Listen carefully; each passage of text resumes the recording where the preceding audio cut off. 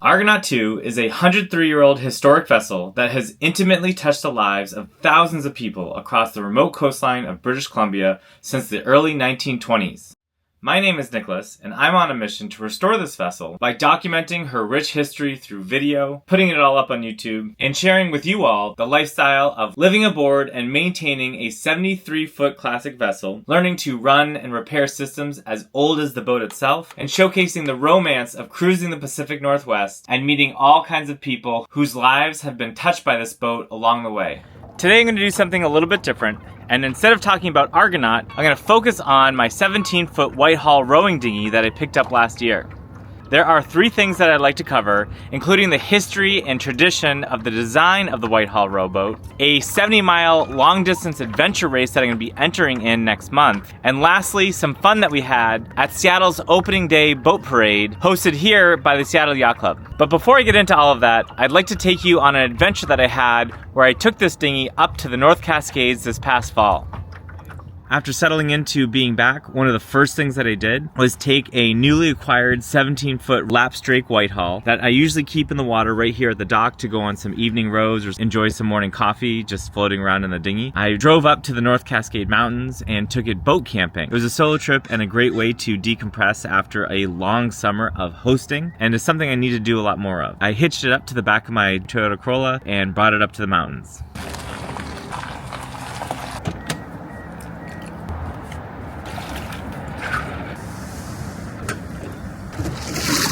So the water level at the boat ramp is down, it seems. Had to do a little off-roading in the mud with the Corolla, and I hope I can get it back out, but this car can do anything. Was looking forward to maybe taking a swim or something, but holy smokes, this water is cold. Here I have my boat-in camping permit. I'm just gonna secure it to here for now.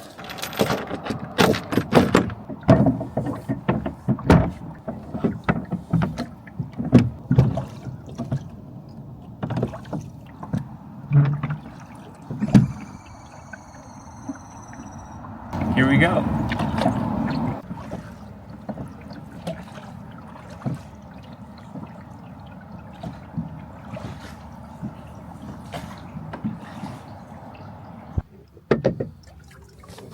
Here's today's lunch spot.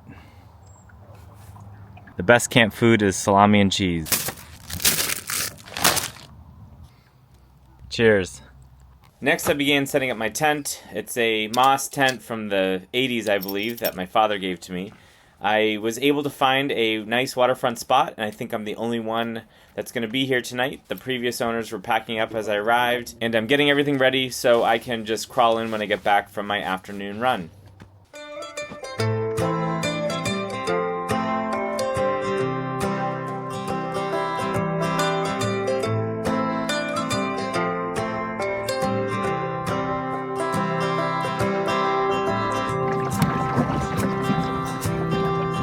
Well, I made it about 4 miles north of my entry point and rode up to the north side of Diablo Lake to the base of Ross Lake. It says that can't go further than this. Up there is the hydroelectric dam. I'm gonna leave my boat here, go on a nice long trail run up to Ross Lake and along the sides there.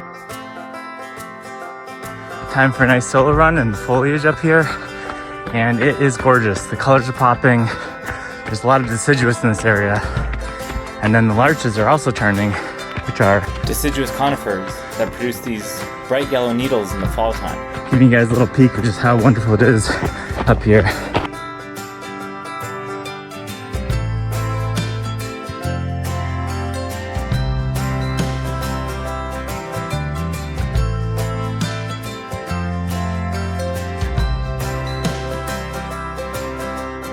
It's getting late in the evening, and I think I might have been the last person off the trail and off the portage docks. I'm by myself in this canyon right now, and the sun's starting to go down, and it's just a beautiful evening. This kind of light really makes the foliage pop. Perfect weather for October, 60-something degrees and perfectly calm and great for a rowboat, great for an overnight camp.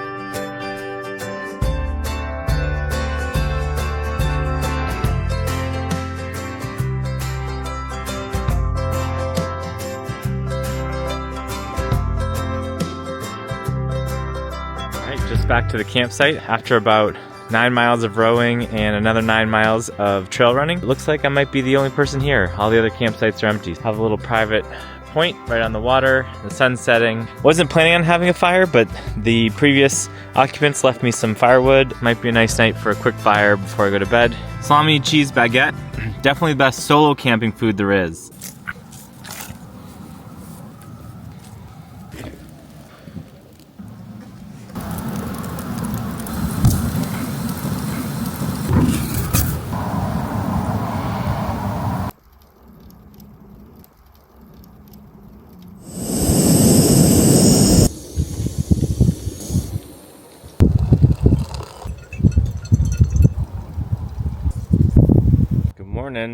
I was pretty cold this morning because of all the morning dew, and so I enjoyed a cup of coffee before packing up and taking a nice sunrise row back, and then made sure to stop at the hydroelectric dam on the way out just because the waterfall was really beautiful.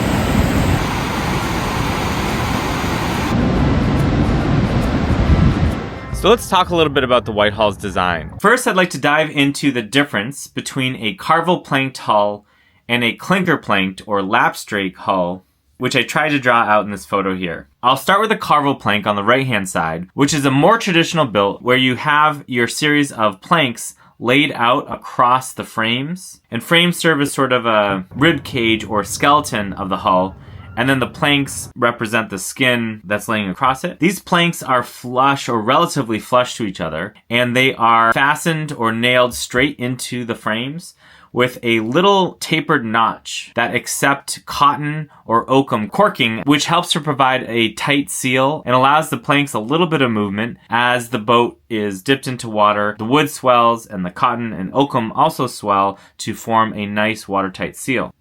Now on a clinker-built hull, you have the planks overlapping with the fastener at the bottom of one plank driving into the top of the plank beneath it. And what this allows for is a little bit of a lighter build. You require fewer frames and don't even necessarily need corking in between the planks, allowing for rigidity between the planks, or you can also call them strakes. So that's the difference between a carvel built and a clinker built hull. The design is a take on the traditional English wherry, and the Whitehall was primarily built in New York, originally in a lapstrake design, and then it became more common to see a carvel planked hull later in the 1800s. What's great about the Whitehalls is they're very efficient through the water, while at the same time able to take on quite a lot of cargo or people capacity. My version here is a 17-foot version, and most of them were anywhere from 12 feet, single rowing stations, all the way up to 25, 30 foot, and were used to ferry people, cargo back and forth to ships that are anchored out in the bay. And another primary use for them was actually taking pilots out to the tall ships that are coming into the harbor. And what that function is particularly in Boston Harbor, where there's a lot of little islands and reefs to navigate through, what you'll have is as ships come across the ocean and come into the bay, the pilots would race out and meet the ships to help them navigate through these tougher channels to their anchorages or the piers that they're pulling up to. So here's a photo of my very first wooden boat, which is a 14-foot carvel planked Whitehall. And before I bought it, I remember being so scared, thinking to myself, man, this is going to be so much work to maintain. So with that, we're going to do an entire season's worth of small craft maintenance in about 2 minutes. This week it's raining out and I have access to this garage storage space, and I'm going to repaint the top sides. I started with first sanding off all the grime that built up from keeping the boat in the water, sanded it down with 220 grit sandpaper.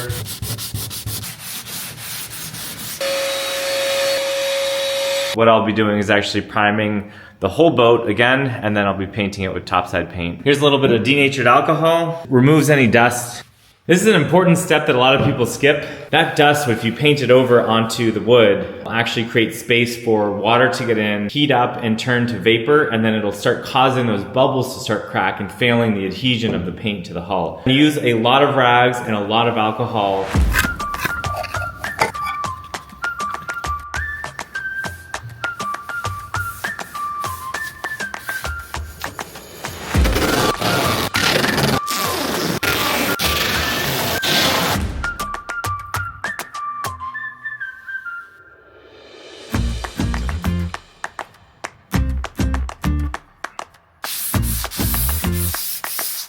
So I just did a very light sand, the 280 grit sandpaper on top of the primer. I had a few brush strokes coming through and it just helps smoothen everything out and create another surface for the topside paint to grip on. So now I'm gonna vacuum up and clean the boat and get ready for my first coat of topside paint.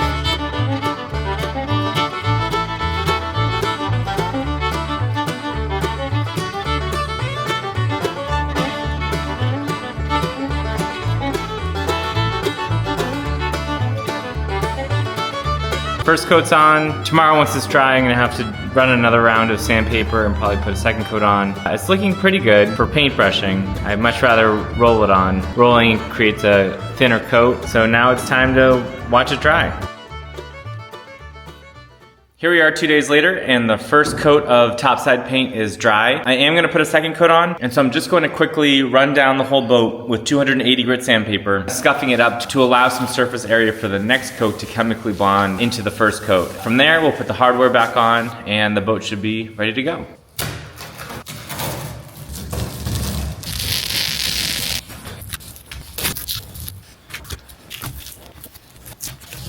The only thing left that we have to do is reinstall some of the hardware, including this keel strip, which starts from the bow and lines on the keel. And here's the boat after its first row of the season. A quick fix project to fix one of the oar locks on the aft rowing station where the fastener actually started pulling out of the wood. And there's a few ways to fix this. One, you can just drive another fastener down that's just slightly larger than the previous one. All you're trying to do is get those threads to bite and pull the oar lock into the mount. The other way to do that is to actually fill the fastener hole with a piece of wood called a Swede nail. It's essentially like a little wooden nail that you can make out of a scrap piece of wood. I already pulled the fasteners out here, but here's the oar lock. Comes out, little piece of hardware that accepts the oar lock into the mount. I'm gonna mix this in with some epoxy. This is just a 2-part epoxy called G-Flex.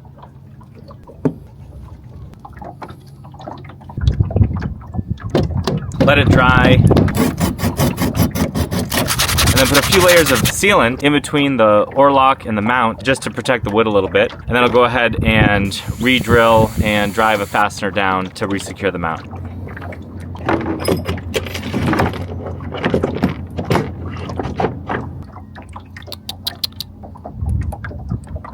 I'm going to replace the bow and the stern line of the Whitehall with some more traditional 3-strand, and to secure the line to the boat, we're going to do some 3-strand splicing so that they don't fray or fall apart while you're using them.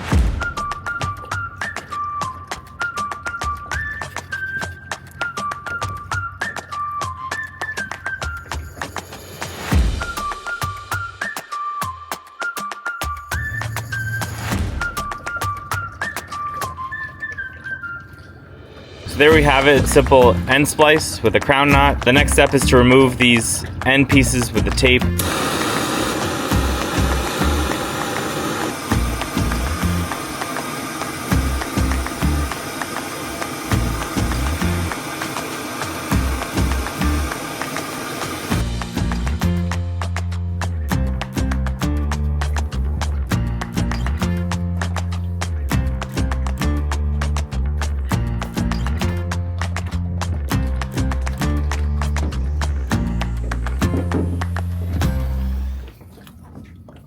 So let me introduce you to my team that is going to be joining me for the 7048, which is my 2 good friends who have appeared in earlier videos, Morgan, who lives up in the San Juan Islands, and my friend Doran, who lives across the way here and runs classic boat charters here in Seattle.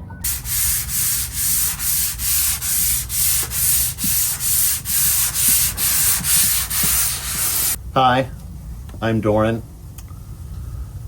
I work on old boats all the time. And I'd literally like to do anything right now than sand. Literally anything else. Including rowing in an old wood rowboat 70 miles overnight with a couple of weirdos that I met on the dock. Hi, my name is Morgan Jones. Nick convinced me to be a member of his 7048 team under the pretense of a fun weekend and a wonderful jaunt with friends. I'm really looking forward to it. I think it will be a character building experience if nothing else, and I can't wait to row my heart out June 6th. I don't know about Nick and Morgan, but I've been training every day for the 7048.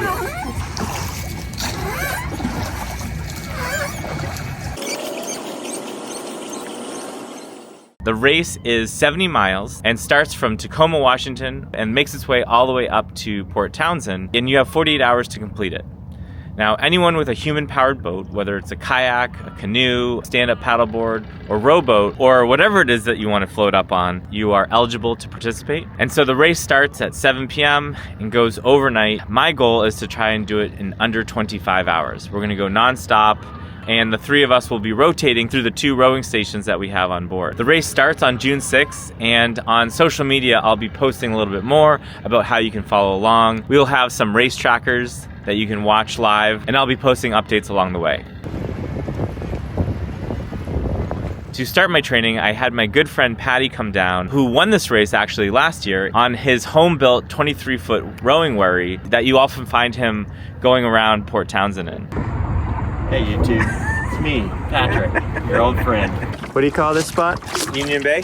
But with the marsh? Oh, I don't know. Primo birding spot. Great place to be a bird.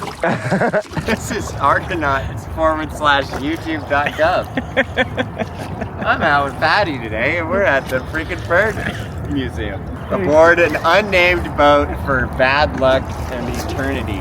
What would you name the boat, YouTube? Leave your answer in the comments. Getting a little curious goose over here. You're talking about Ryan Gosling? Hey cutie. What do you want, some breadcrumbs? You want some breadcrumbs, Ryan Gosling? Oh, look at that plumage, huh?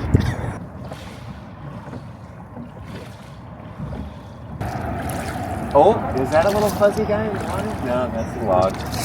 The title of the video is, will our boat make it under this bridge?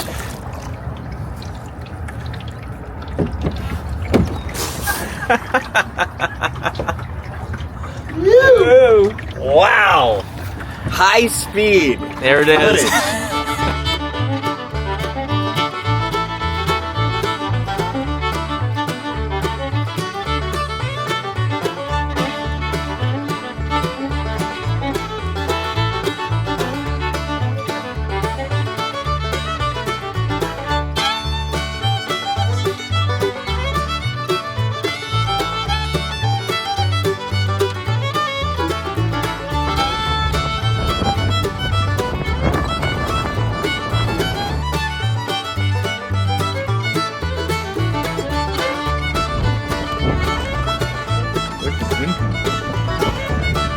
All right, how are we feeling? Oh man, we're feeling good. I think we just put in about 14 miles. Just short. We're just shy of 14. Should we get to 14? Yeah, we should get 14.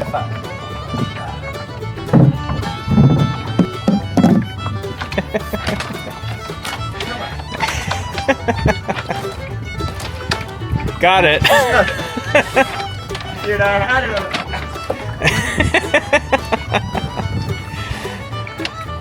Swear to God. There you go.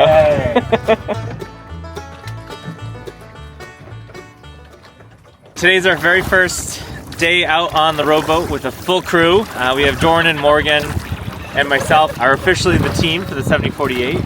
And today is opening day. Joining us today is our friend Erin, who has a beautiful boat called White Spruce. As a practice for the 7048, we're trying to get about 20 miles in, rowing from Ballard through the Ship Canal, through the Montlake Cut out to Lake Washington. Our goal is to hang out there for the afternoon, and then we'll make our way back later this evening. All right, tell us about the Windermere Cup. All right. So as we row down the canal here, there are thousands of other people rowing right now. Down another canal, not so far away. We're headed there. And they're rowing in what's called the Windermere Cup.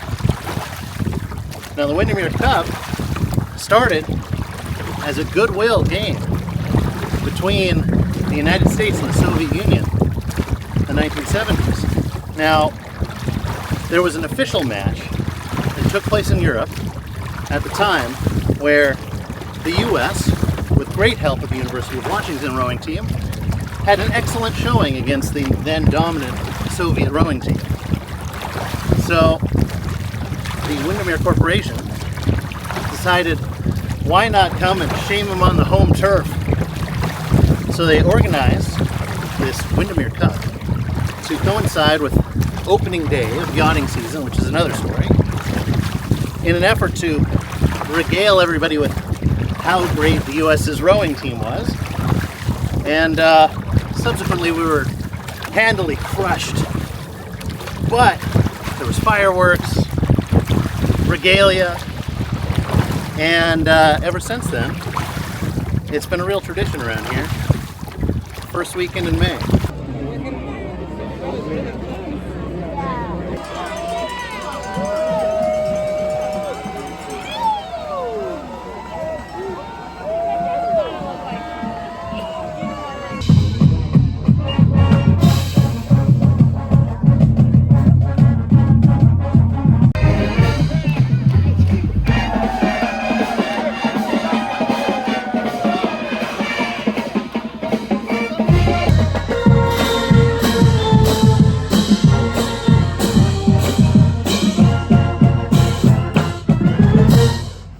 Once the racing is complete, there's a boat parade. And so while our original goal was to row through the Montlake Cut before it shut down for the races, we didn't get there in time. And what we ended up doing was meeting up with our friend Ken, who owns a beautiful wooden boat called Patamar. And we hung out with him until the parade started. And then he was able to tow us through the cut. We participated in the parade and then hung out on the other side after rowing along for a little while before we did a longer row back to Ballard. What's a little bit goofy but also really fun about opening day is there is a theme to it. Ken had a few extra shirts on his boat to help us look the part.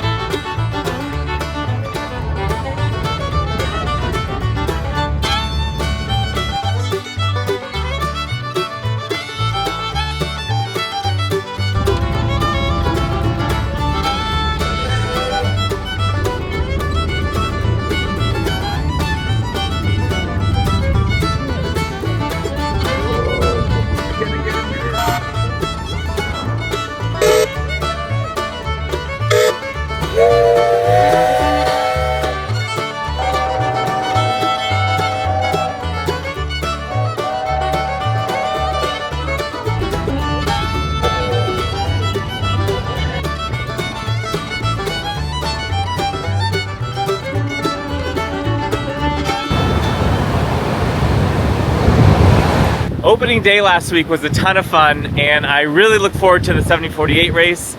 It's going to be a challenge for myself and I think all of us. So stay tuned, we'll see if we can make it. Today I'm actually out on the East Coast, on the coast of Maine, where I'm coming home for a few days to spend some time with some friends and family, and then to spend Mother's Day back with my parents in Massachusetts. My next couple of videos are going to focus more on the projects I've been working on, the systems I've been upgrading on the boat, and then also I owe you all a full tour of the engine room. Thank you for watching, and thank you everyone for helping support this project. If you're interested in supporting these videos, as well as the ongoing restoration of Argonaut, please consider joining my Patreon, which I have linked in the description. I am opening the boat up for charters this season in an effort to raise money to do a big project, replanking the port side of the boat sometime this fall.